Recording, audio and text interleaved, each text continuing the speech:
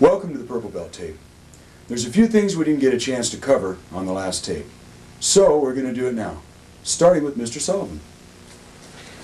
If you were very observant while you're watching the last tape, you noticed that we did not one, but three different salutations. And you've got to know these salutations. I wanted to get to them on the last tape because I felt that it should be taught then, but we just ran out of time. There were other more important things to cover. So we'll take them now. We start and end each class with a formal salute. The formal salute is the full salutation, and you would do that also if you were going to compete in a tournament. You do this before and after a kata, and you would do it to the head chief referee, adding a bow out of respect. So, the formal salute starts with the claw facing your heart. Now, as you know, your heart is right here. It's in dead center. I pledge allegiance, it's not over here. Right there, that's where your heart is. Right hand in a claw. Left hand, the fist comes up and points straight ahead. Not straight out from the wrist like we would do a punch, but straight ahead, more like we'd do a back fist. Claw against your chest, fist straight out. Now as you go into a right forward bow, stepping forward, you force the hands out by turning the claw out also. Now you notice they fit in right at the wrists, one over the other. All right, now here's where it gets a little tricky. I know you watched it and you probably said, well, I'm going to have to learn that. Well, here's where it is.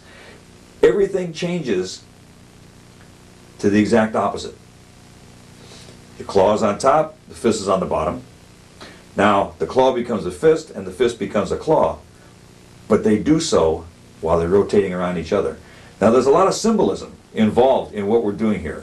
A lot of things are going on with the hands that symbolize other things. I'm not going to get into that right now, but believe me, before you get the black belt, you'll learn all the symbolism, and it'll be tied into other things that where it really becomes germane.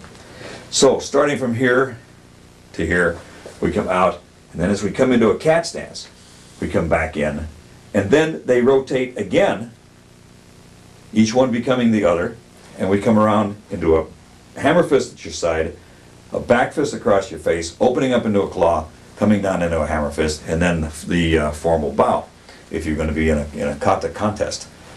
Now that's the formal salute. The abbreviated salute is done if you're going to freestyle, either in a tournament or in the dojo.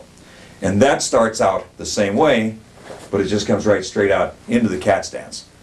And I'll show you the timing on these things now. The formal salute comes one and an out. It's all one movement. You hit this position, starting with, and then as soon as you hit your forward bow, is when this is fully deployed. And you'll notice there's still some bend in the arms. The arms are not straight out. This keeps them bending them. So it's 1, 2, you're in your cat stance at this point. Rotate around again, back fist, claw, 3, 4. 1, 2, 3, 4.